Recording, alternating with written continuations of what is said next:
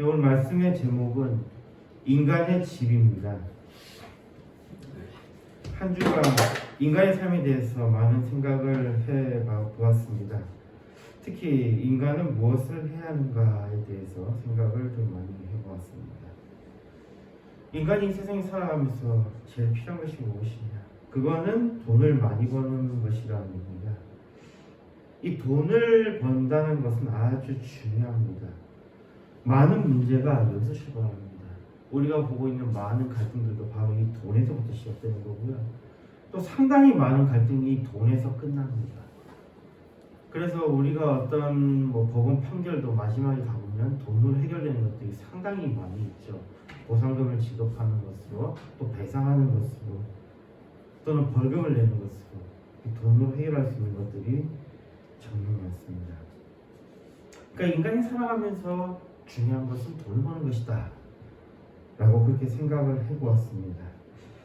돈을 많이 벌기 위해서는 좋은 직업을 가져야 되는데, 근데 이 보면 사람들마다 하는 일이 비슷합니다. 우리가 소위 말하는 좋은 직업이라고 해도 그 사람도 역시 마찬가지 보면 그 쳇바퀴에서 계속 도는 것 같아요. 그렇게 좋아 보이지 않습니다. 어떻게 보면 자기의 일생을 돈과 바꾸면서 살아가는 것 같습니다. 같은 한 시간을 쓰더라도 어떤 사람은 1,000만 원에 자신의 한 시간 쓰는 사람이 있는 반면에 어떤 사람은 10,000원에 자기 한 시간 쓰는 사람도 있겠죠. 그러나 분명한 이 모습들이 다 똑같다는 겁니다. 시간을 돈과 바꾸면서 살아가는 것입니다. 그리고 어느 순간 뒤를 돌아봤을 때에는 자기의 시간을 돈과 상당히 많이 바꿔서 뭔가 좀 허무함이 드는 그런 것도 좀 보이는 것 같습니다. 그러다 보니까 좋은 직업을 가진 사람도 어떻게 보면 여기서 탈출하는 것을 꿈꾸는 것 같고요. 그러다 보니까 사람마다 사는데 두는 의미가 다른 것 같습니다.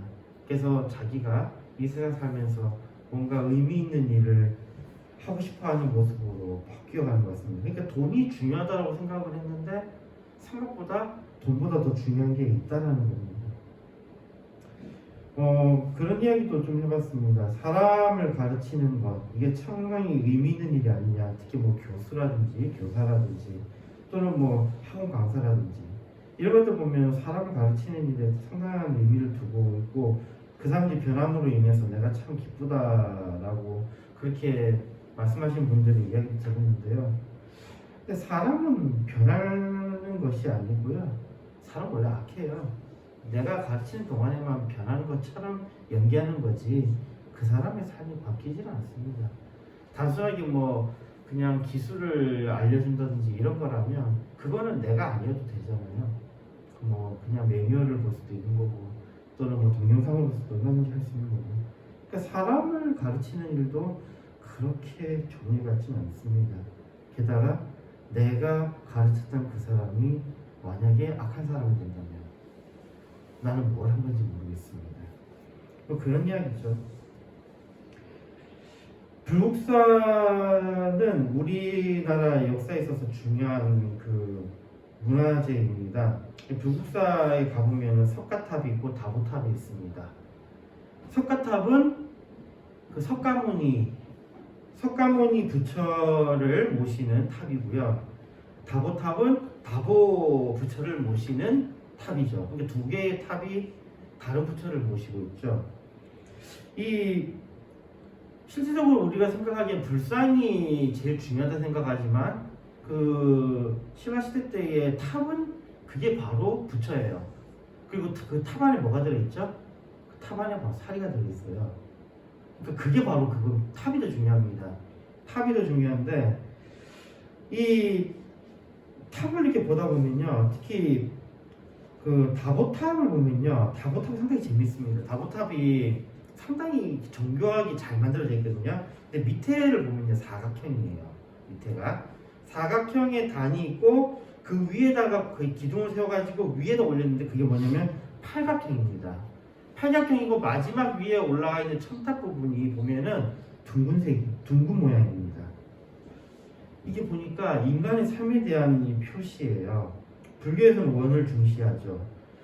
처음에 이렇게 모나게 살고 있는 사각형으로 모나게 살고 있는 이 사람이 그다음 어떻게 되는 거예요? 팔각형으로 보이면 이게 조금 더 깎이는 거예요. 깎이면서 그러다가 나중에 제일 위에는 뭐예요? 둥글게 둥글게 살아가라 이거예요. 이게 인간의 모습을 나타내는 이게 바로 다보 부처의 모습인 거예요. 그렇게 표현을 한 겁니다. 그리고 그 석가탑은 밑에 보면은 그 연 모양이 있습니다. 연꽃 모양이 이렇게 연꽃 모양이 있는데 그거는 또 팔각형이에요. 그러니까 여기 보면은 이 모습들을 보면서 이 불교에서 이런 참 심오한 뜻을 전했구나라고 하지만요. 이거 한번 다시 한번 보면요. 이게 사실은 우리가 추구하는 것과 반대 방향으로 가고 있습니다. 특히 불교가 추구하는 것과 완전히 반대 방향으로 가고 있는 거예요. 가장 불교적이라고 만든 그게 그러니까 사람은 어떻게 살아가라고요? 둥글게 둥글게 살아가라고요. 정말 같죠? 아니에요. 원래 그 불교를 기반으로 하는 이 철학들의 시작은 아무것도 없는 것입니다. 이 무국, 아무것도 없는 것에서 두 가지로 나눠지면서 음과 양으로 나뉩니다. 그리고 음과 양이 나눠지면서 사주가 되는 거죠. 그러니까 아까 그 이야기한 사각형이 되는 거죠. 사각형. 그리고 이 사각형이 어떻게 됩니까? 다시 갈라지면은 팔자가 되는 거잖아요. 팔자가 되면서 8가지 팔각형이 되잖아요. 그리고 이것이 16이 되고 64가 되고 우리가 알고 있는 갑자들이 나오는 거죠. 자, 이런 식으로 하면 결국은 뭡니까? 인간 세상으로 가는 것 더욱더 복잡해지는 거고 원래 이것이 불교가 추구하는 바가 아닙니다. 그러니까 거슬러 올라가서 사실은 이게 원래 우리가 추구하라고 그러면 그 반대 방향으로 가야 되는 거예요.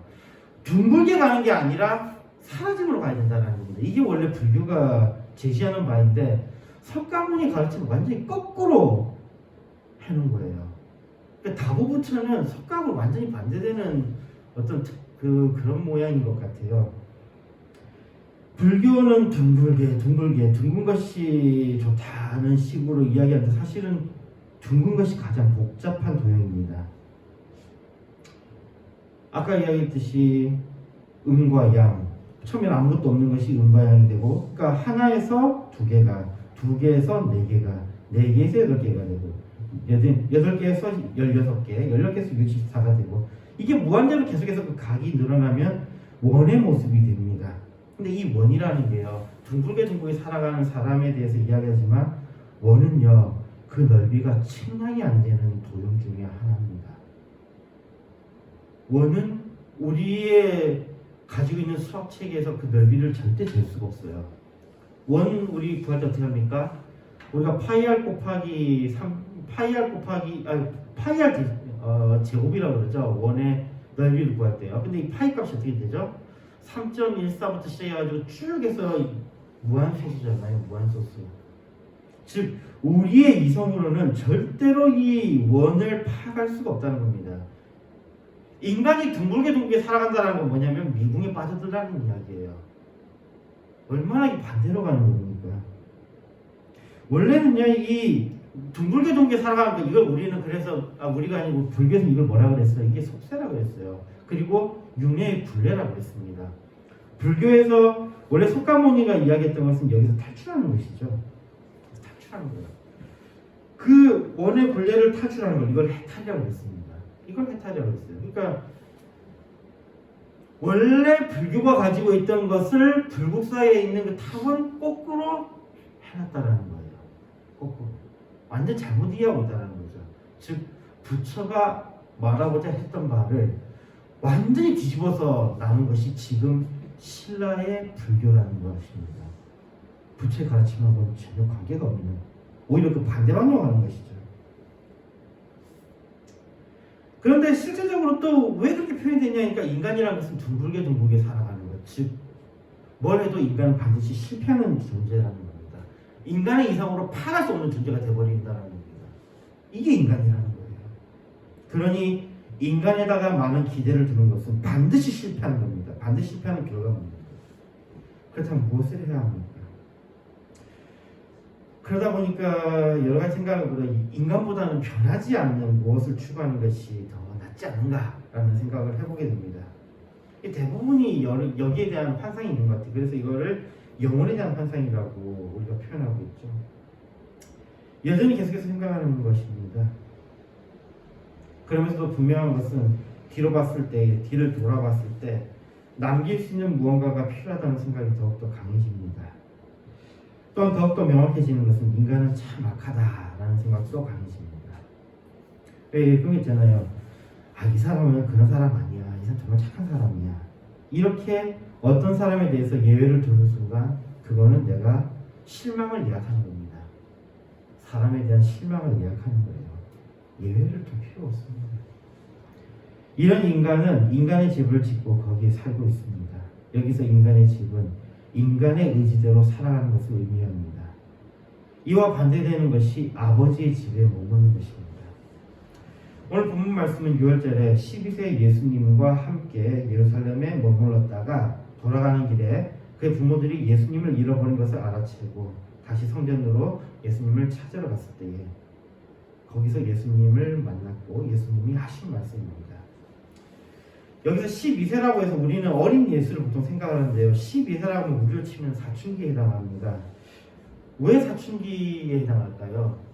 우리는 제가 그런 생각을 좀 해보더라고요. 우리의 체제에는 12세 정도 되면 중학생에 해당하는데, 그러니까 우리 나이는 14세 정도에 해당하는 거거든요. 그러면 이 시대로 가서 이 14세가 이제 본격적인 사회생활을 시작할 때입니다. 근데 그때의 학생으로 남아있으니까 그 에너지가 주체가 안 돼서 자꾸 그런 반항기가 일어나는 거예요. 원래 해야 되는 것을 못하게 하니까 그런 현상이 나타나지 않는가라는 생각이 요즘 많이 들더라고요.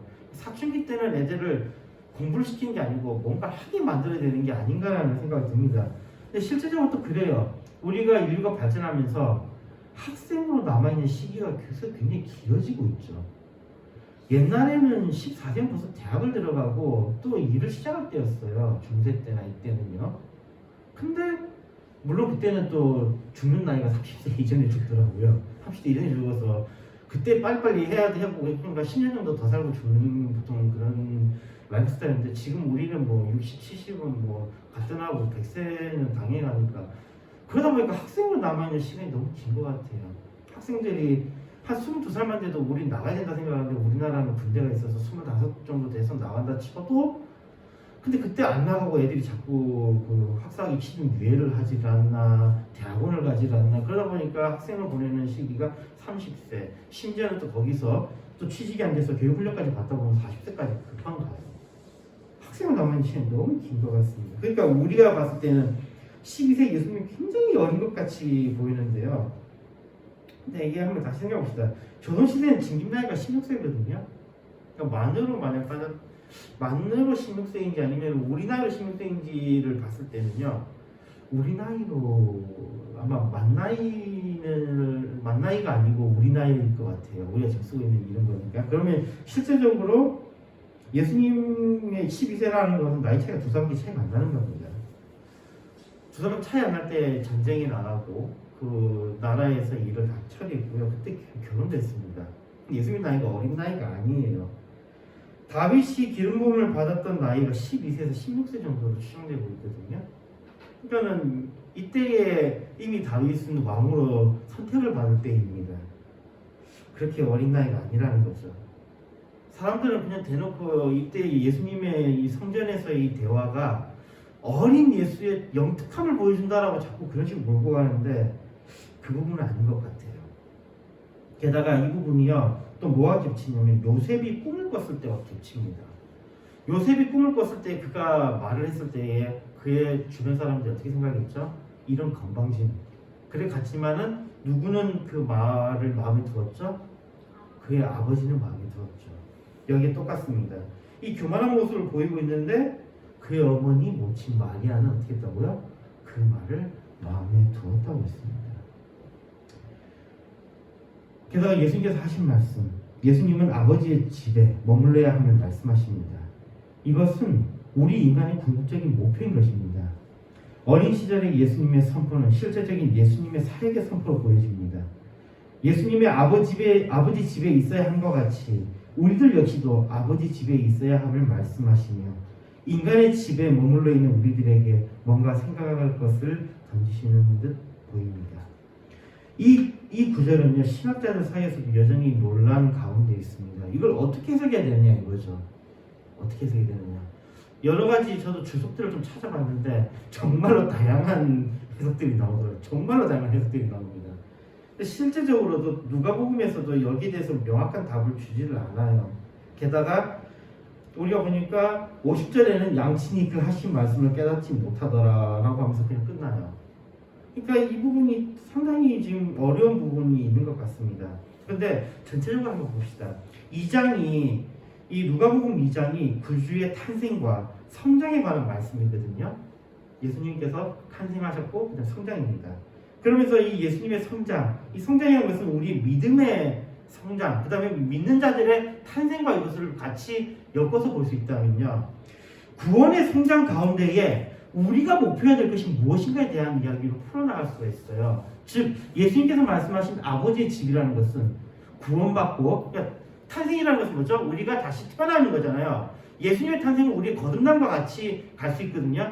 우리 거듭남이 있을 때 예수님께서 성장하시면서 아버지 집에 머물렀듯이 우리 역시도 믿음이 성장하는 자는 어디에 있어야 된다고요? 아버지 집에 있어야 된다고요. 즉 교회에 있어야 된다는 것으로서 해석할 수 있는 부분입니다. 물론 이건 저의 해석입니다. 저의 해석이라서 어떻게 공식이 있는지 모르겠습니다만, 그러나 상당히 저는 이 부분이 의미가 있다고 보는 게 2장의 구조를 봤을 때는 그렇습니다. 그리고 또 예수님 말씀하십니다. 요한복음 14장 2절에 말씀합니다.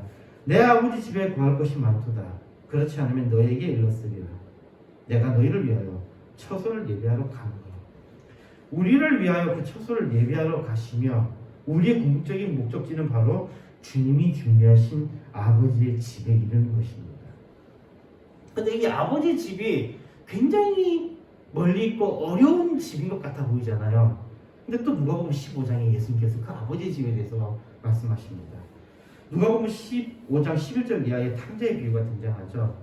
둘째 아들은 아버지에게 자신의 분깃을 달라고 합니다. 먼 나라에 가서 재산을 허비합니다. 근데 거기에 흉년까지 들어가지고 궁핍한 상황에 빠집니다. 살기 위해서 돼지를 치게 됩니다. 그리고 돼지에게 가는 쥐염 열매로 배를 채우고자 했지만은 그것마저도 주는 자가 없다고 그렇게 기록합니다. 그리고 이 탕자는, 둘째 아들은 아버지께로 돌아가면 결심합니다. 20절에서 21절에 말씀합니다. 이에 일어나서 아버지께로 돌아갑니다. 아직도 상고가 없는데 아버지가 저를 보고 측은히 여겨다가 목을 안고 입을 맞추니 아들이 가로되 아버지여 내가 하늘과 아버지께 죄를 얻었사오니 지금부터는 아버지의 아들이라 일컬음을 감당치 못하겠나이다 하나. 여기 보면요, 아버지는 아들을 기다리고 있습니다. 굉장히 그 아버지 집에 가는 게 어렵게 느껴지고 있는 그 상황입니다. 세상에 나가 자신의 집에서, 인간의 집에서 방탕하게 살았고, 그래서 아버지 집에 자격이 없는데 아버지 집에 돌아가기까지 많은 고민을 했는데, 그러다 벼랑 끝에 몰려서 아버지 집에 가지 않고는 자기가 살아남을 수 없는 그런 상황이었는데, 그래서 겨우겨우 아버지 집에 돌아갔는데, 근데 사실은 이 아들이 필요한 것은 그냥 아버지 집에 돌아가는 것만 필요했던 겁니다. 어떤 아버지의 용서나 이런 것들이 아니라 그냥 아버지 집에 돌아만 가면 되는 것이었습니다. 돌아가기만 하면 아버지가 받아주신다는 겁니다. 예수님께서 말씀하신 그 아버지의 집, 그것은 굉장히 쉬운 거였습니다. 너무나도 쉬운 거였어요. 예수님께서 계속해서 말씀하시는 그 아버지의 집, 우리가 구할 곳, 거기는 정말로 들어가기 쉬운 곳이라는 겁니다. 실제로 주님은 아버지의 집으로 돌아올 것을 또한 외치십니다. 마태복음 4장 17절에 말씀합니다. 이때부터 예수께서 비로소 전파에 가라사대 회개하라 천국이 가까웠느니라 하시더라. 회개하고 아버지께로 돌아올 것을 외치십니다. 여기에 응답하는 사람들은 예수를 믿고 구원을 받습니다. 즉 이 말씀은 우리에게 회개를 촉구합니다. 그리고 그리스도를 영접하고, 그리스도를 영접했을 때 우리는 구원이 됩니다. 하나님의 나라 아버지의 집에 거하게 됩니다. 인간의 집을 떠나 아버지의 집으로 향하는 이 여정이 우리 믿는 자들에게 요구되는 것입니다. 그렇다면 인간의 집에 대해서 좀 더 이야기를 해봅시다. 근대 철학으로 넘어오면서 가장 큰 문제는 자유의 문제였습니다. 중세 시기를 우리는 암흑 시기라고 그러죠. 그리고 근대는 르네상스 종교개혁을 거쳐 인간의 집을 완성하는 시기입니다. 인간의 집에는 자유가 있습니다. 좋게는 인간이 해방되었다고 합니다. 그리고 인간다움을 회복했다고 합니다. 그러나 나쁘게는 이렇게 표현하는 사람도 있더군요. 자유를 선고받고 길을 잃어버렸다 라고 표현하더군요. 자유를 선고받았다. 아니 자유를 누리는 게 아니라 자유를 선고받았다라는 거예요. 마치 죄인인 것처럼. 중세를 아버지 집이 아닌 암흑기라고 표현하는 것에는요. 왜냐하면 중세는 그래도 기독교가 지배하는 시대고 그럼 거기에는 아버지 집에 거한다라고 표현하는 게 맞지 않느냐 그러지만 중세를 암흑기로 표현하는 것에는 여기에는 인간의 것조차도 철저하게 임패된 시대이기 때문입니다. 그렇다고 하나님의 뜻이 이루어지는 것도 아니었습니다. 종교개혁 이전에 교황은 말도 못하는 수준이었습니다. 제가 이 부분에 대해서 자료를 좀 찾아봤더니 가톨릭에서 철저하게 이걸 은폐하려고 하더군요.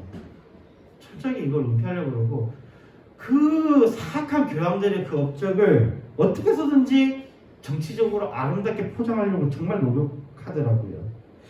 정말 이 가톨릭에서 이걸 어떻게 받아들일지는 모르겠지만요. 그러나 가톨릭 문서 말고 그냥 역사서를 찾아보면요. 이 역사 속에서 이 교황은요. 지금처럼 밑에서부터 그 대학 과정을 거쳐서 그러니까 학사 과정을 거쳐서 그 신부가 됐다가 그리고 그 위에 이렇게 올라와서 주교가 되고 추기경이 되고 그런 식으로 그 다음에 콘클라베를 거쳐서 교황으로 선출되는 그러한 시기 아니었습니다. 게다가 6명의 교황은 정말로 사악한 교황인데요. 정말 6명의 교황은 말도 못할 정도로 사악했는데 대표적인 사람이 교황 214대 교황인 알렉산더 6세 정도 이 사람을 조금 이야기를 해보면 물론 이 사람보다 더 악한 교황도 많습니다. 근데 알렉산더 6세 정도 한번 이야기해봅시다. 알렉산더 6세는 바로 이 사람 때문에 마르틴 루터가 띵받아가지고 개혁을 일으켰거든요. 이 사람이 어떤 사람인가 봅시다. 1431년생으로요. 그러니까 그 종교개혁이 언제쯤 일어났는지 아시죠? 1431년에 태어나가지고 스페인의 대귀족 보르자 가문에서 태어났습니다. 근데 같은 가족 구성원이었던 사람이 누구냐면 교황 갈리스토 3세입니다. 교황의 조카인 거죠. 아니 이게 교황이 조카가 있고 이게 좀 이상하죠 지금? 이것만 해도 지금 우리가 알고 있는 교황이랑 다릅니다. 20대 중반에 이미 추기경이 됩니다. 그의 삼촌이 자기가 추기경을 만들고 20대에 추기경이요? 2년 뒤에는 발레시아의 주교가 됩니다. 그 후에 갈리스토 3세, 비오 2세, 바오로 2세, 식스토 4세, 이노첸시오 8세 등의 교황을 섬깁니다. 그때는 교황이 상당히 많이 빨리빨리 바뀌었다는 이야기겠죠. 이 과정에서 이 사람은 계속해서 성직을 팔아넘기면서 막대한 부를 쌓고 권력자들을 자기 편으로 끌어들입니다. 힘 있는 집안에서 백으로서 그리고 세습으로서 이 사람은 교황이 되죠. 214대 교황이 됩니다. 근데 이 사람이 참 문란한 생활을 했어요. 아내도 있고 첩도 있고 심지어는 예쁜 여자들을 조공을 받고 교황이 그랬습니다. 게다가 그의 아들을 또 추기경으로 임명해요. 이 조왕이 지금 아들이 있습니다. 그 아들을 추기경으로 또 임명합니다. 그랬더니 그 아들이 뭐냐면 그 아버지에게 바칠 여자를 또 모아가지고 넘겨요. 거기에 넘겼던 여자들 중에 수녀들도 엄청나게 많대요. 이게 교황의 실제 모습입니다. 여자를 공급을 했던 거죠. 이런 교황이 있으니까 사람들이 좀 그렇겠죠. 그러다 보니 여기서 바로 종교개혁과 르네상스가 일어납니다. 어떻게 보면 이 교황 때문에 다시 되돌아가는 역사가 일어난 것도 있긴 한데 이게 참 악독하죠. 다시 중세를 암흑기라고 하는 것은요. 중세는 바로 하나님의 집을 파괴하고 인간의 집으로 만든 교회를 중심으로 인간의 소박한 자유마저도 짓밟는 짓을 스스럼없이 자행했기 때문에 그때를 암흑기라고 말하는 것입니다.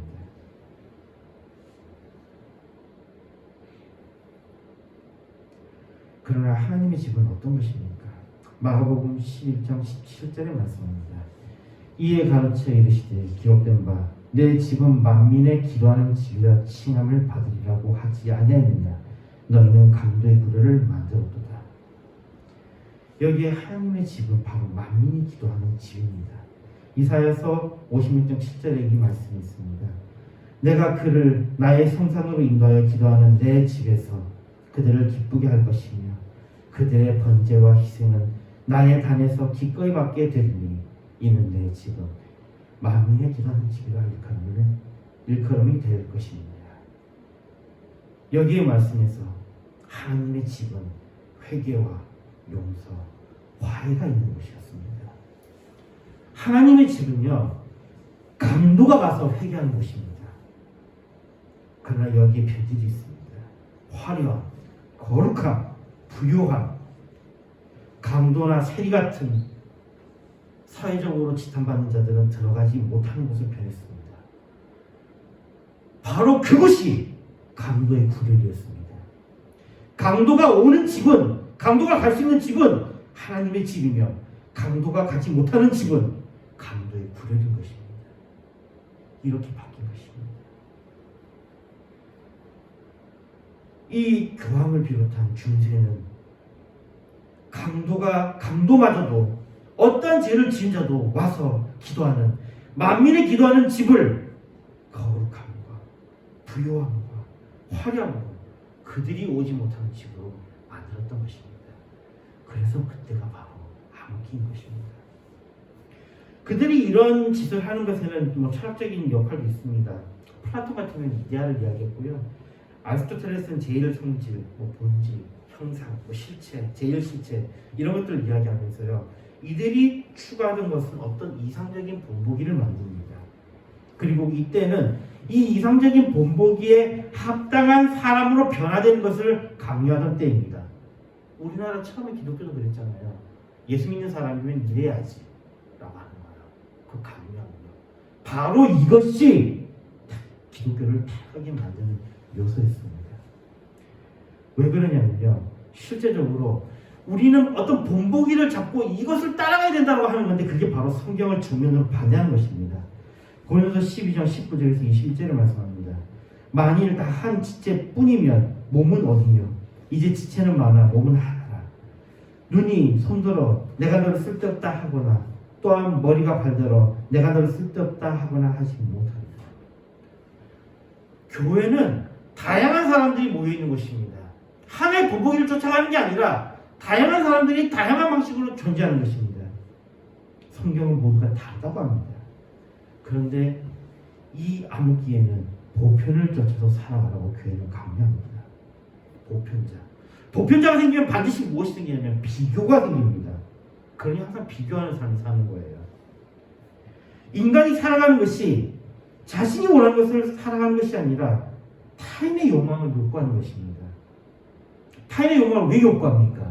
인간에게 있는 가장 더러운 것 중에 하나가 뭐냐면 다른 사람에게 인정받고 싶어하는 거거든요. 인정에 대한 욕구가 타인의 욕망을 욕구하게 되는 겁니다. 그러니 명예를 중시하고 명예를 중시하니 허세와 허풍이 늘어납니다. 겉으로는 더불어 사는 삶을 강조합니다. 그러나 내가 아닌 타인이 원하는 삶을 살도록 강요하는 것이 바로 그 시였습니다. 실제는 정말 피곤한 삶을 사는 것이었습니다. 겉으로는 아버지의 집인 척하는 사람의 집, 여기에 대한 반발이 바로 종교개혁입니다. 이 종교개혁은 아버지 집으로 돌아가는 운동입니다. 그러나 이 당시에 있었던 또 다른 한 주류는 르네상스입니다. 본격적인 인간의 집을 선포하는 겁니다. 하나님 집 안에 있는 그런 인간의 집, 이도 저도 아닌 암흑기의 그런 것이 아니라 이제는 인간의 집과 아버지 집이 본격적으로 갈라서는 겁니다. 이 인간의 집을 선포한 르네상스, 인간을 믿고 인간이 모든 것의 중심에 섭니다. 인간의 무한한 자유를, 인간이 더 나은 삶을 살 것으로 인도할 것이라고 믿으면서 그들은 나아갑니다. 네, 여기서 잘 보세요. 더 나은 삶. 이야기가 있는 순간이 뭐죠? 비교죠. 비교죠. 비교한다는 것은 뭐예요? 다시 본보기가 또 있다는 이야기죠. 기준이 있다는 겁니다. 이게 뭐예요? 르네상스는 다시 암흑기로 들어가는 겁니다. 더 나은 삶을 이야기하는 것은 암흑기로 들어가는 거예요. 더 나은 삶이라는 본보기가 있으니까요. 실제로 자유를 선고받은 인간은 그래서 행복하다고 하지만 그 행복은 우울한 행복을 누리게 된다는 것입니다. 이 당시에 작가 중에 한 사람 괴테는요, 파우스트에서 이런 이야기를 합니다. 인간은 노력하면 방황한다. 인간은 노력하면 노력할수록 방황할 수밖에 없다는 거예요. 가짜 신으로부터 나와 인간의 이성을 믿었는데 진짜 무서운 가짜 신을 다시 믿는 것이 되어버렸다는 겁니다. 우리가 사는 시대는 아버지 집이 은폐되어 버립니다. 이제 우리는 아버지 집으로 돌아갑시다. 인간의 집에서 우리는 인간의 끝을 보았습니다. 가장 추악하고 가장 더러운 그런 인간을 만납니다. 그러나 우리에게는 복음이 있습니다. 어찌할 수 없는 우리에게 구원이 있다는 복음입니다. 구원은 누가 받을 수 있습니까? 바로 회개하는 사람들입니다. 로마서 10장 9절의 말씀입니다. 내가 만일 내 입으로 예수를 주로 시인하며 또 하나님께서 그를 죽은 자 가운데서 살리신 것을 내 마음에 믿으면 구원을 얻으리니. 이 말씀을 믿고 회개하는 자가 바로 아버지의 집에 돌아가는 자입니다. 말씀을 읽겠습니다. 괴테의 작품으로 알려져 있는 파우스트라는 작품을 보면요, 이런 모습이 나옵니다. 공부에 공부를 거듭하고 깨달음을 얻고자 하는 파우스트는 이제 나이가 많아 늙었습니다. 그때의 악마 메피스토가 찾아옵니다. 이 부분은 욥기의 모티브를 얻은 듯이 보입니다. 세상의 온갖 쾌락을 누릴 수 있다는 계약을 받고 이후에 영혼을 악마에게 바치는 것을 계약합니다. 악마와 거래한 늙은 파우스트는 악마로부터 다시 젊어지는 그런 경험을 합니다. 그리고 젊어진 파우스트는 이제는 쾌락을 누리기 위해서 쫓아갑니다. 그리고 만난 아주 아름다운 여인 그레텐을 봅니다. 이 그레텐과 하룻밤을 보내기 위해서 한데 주변의 부모라든지 또는 그의 오빠라든지 이런 사람들이 방해가 되니까 여기에 이 파우스트는 악마를 통해서 꾀를 냅니다. 또 그레텐의 오빠는 사람들로부터 그레텐이 타락했다라는 말을 듣고 진짜인지 확인하고 기다렸는데 아니하다 보니까 파우스트와 악마가 그레텐과 같이 하고 있는 것, 밤에 같이 하는 것을 봅니다. 그래서 거기에 화가 나서 이 파우스트에게 달려들었는데 이 오빠 발링턴을 파우스트가 죽여버립니다. 그리고 그레텐은 파우스트와 좋은 시간을 보내기 위해서 어머니를 좀 잠재워야 되겠다라고 그렇게 하고 그 약을 받아서 어머니에게 먹이는데 이것은 독약이었습니다. 그로 어머니는 죽습니다.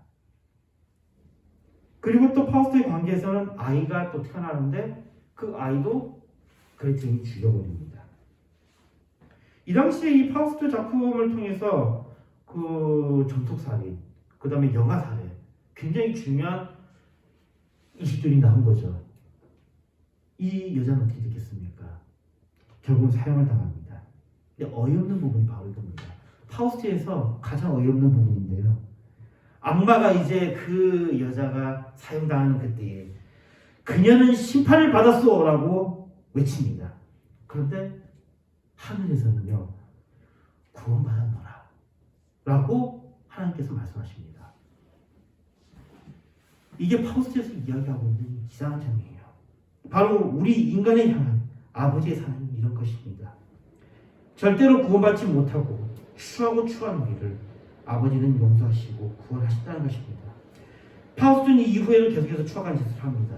그리고 마지막에 악마에게 영혼이 넘어가는 순간 악마는 이제 내가 이겼다라고 생각하는 그때에 천사들이 나와 파우스트조차 구원을 받습니다. 우리가 저런 죄인과 비교할 수 있는 죄인입니까? 더 더 큰 죄인일 수도 있고 아닐 수도 있습니다. 그러나 상관없습니다. 괴테가 말하고자 하는, 파우스토에서 말하고자 하는 것은 바로 하나님의 사랑은 이런 거라는 겁니다. 아무리 큰 죄인이라도 회개하는 자는 구원받을 수 있다는 그 생각을 파우스토에 담은 겁니다. 그리스도를 구주로 영접하는 모든 사람들은 어떠한 죄인이라도 상관없습니다. 아버지의 집에 합당한 자들입니다. 그 구원은 너무도 은혜로운 것이어서 나 같은 죄인도, 저기 저 추악한 죄인도 회개하는 자는, 예수를 믿는 자는 누구든지 구원을 얻습니다. 인간의 집을 떠나 아버지의 집으로 향합시다. 누구든지 주의 이름을 부르는 자는 아버지의 집으로 향할 것입니다. 사도행전 2장 17절에서 21절에 말씀합니다.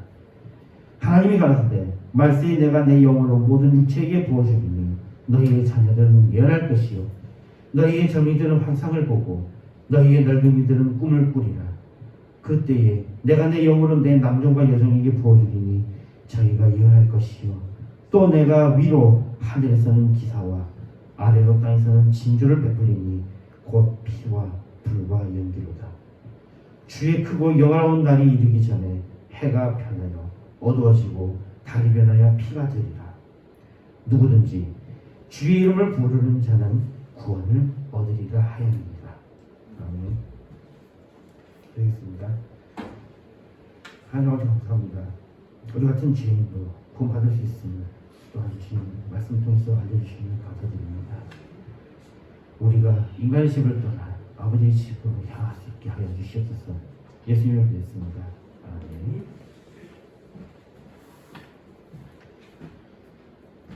찬송가 463장 보시면서 준비하신 분이 하시겠습니다.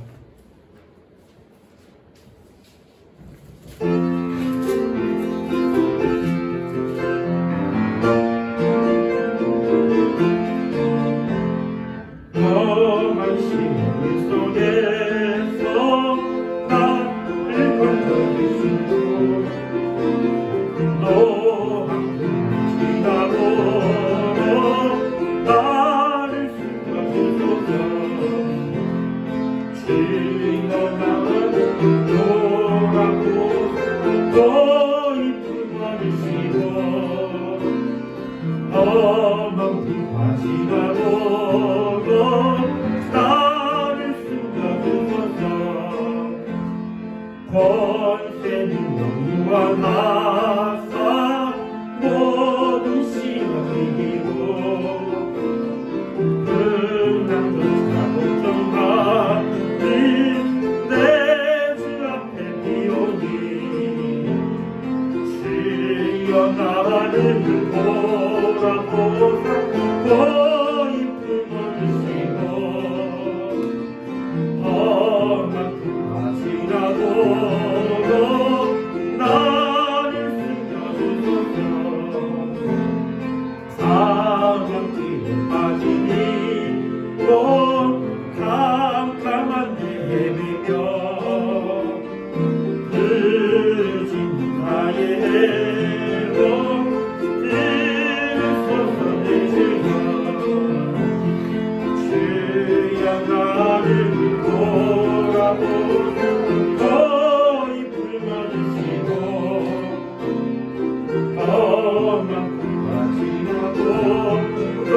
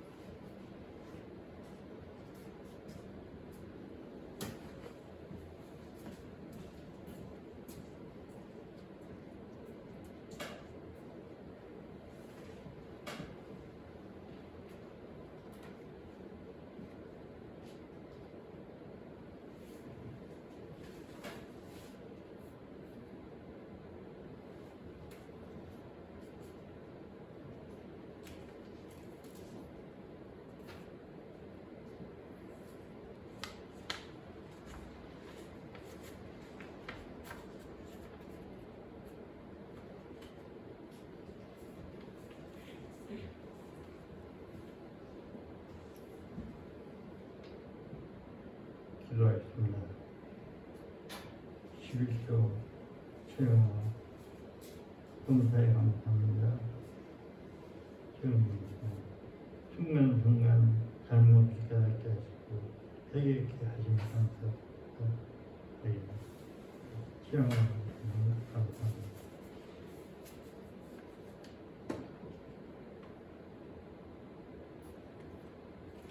좋으신 하나님, 오늘도 저들에게 은혜를 떼주시고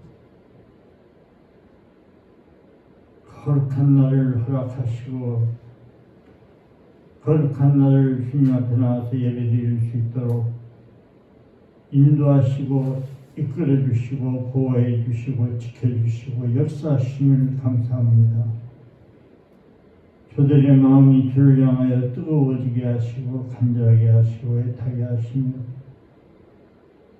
저들이 정말 주님을 사랑하는 마음이 간절하도록 주님이 원하시고 기뻐하신 일이 무엇인지를 더욱더 깊이 깨달을 수 있도록 삶 살리고 영혼 살리고 생명 살리는 그 일에 저들이 모든 것을 다 드릴 수 있도록 온 몸과 마음과 정성과 뜻을 다하여 섬기고 아버지 하나님 말씀에 순종할 수 있도록 저들 특별히 은혜를 입혀 주옵소서. 11조로 감사로 주 이름으로 드리는 성기를 주님이 들으시고 받으시고 축복해 주시되 저들의 삶이 윤택하게 하시고 번성케 하시며 항상 아버지 넉넉하도록 하나님 축복해 주시옵소서. 이 예물이 쓰여지는 곳에 하나님의 나라가 확장하게 하시고 이 예물이 쓰인 곳에 삶 살리고 영혼 살릴 수 있도록 주님 그 귀하게 사용된 예물이 되도록 축복해 주옵소서. 감사를 드렸고 예수님의 이름으로 기도드리옵나이다. 아멘.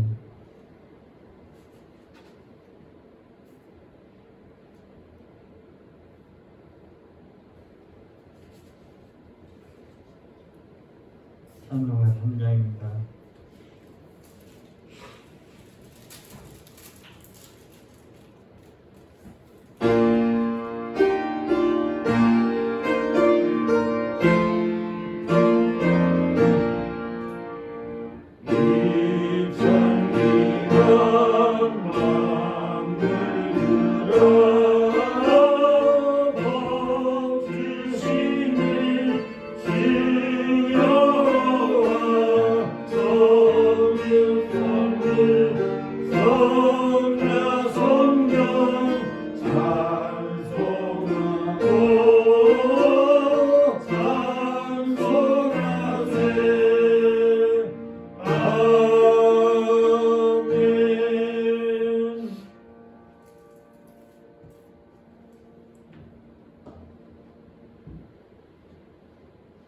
우리 구주 예수 그리스도의 은혜와 그 크신 하나님의 사랑과 성령님의 교통하심을 예배한 모양교회 성도들 원리교회와 가정교회와 하느님교회 전 세계 예수를 구주로 믿고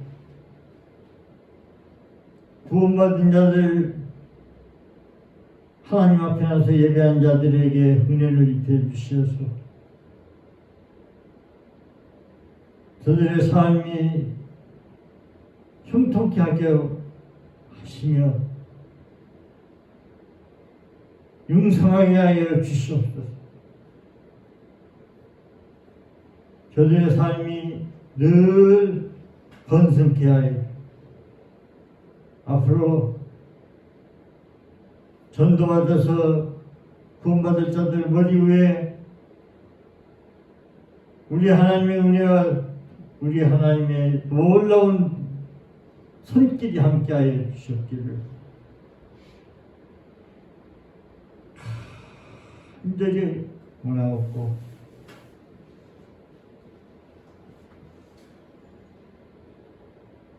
축원하옵나이다.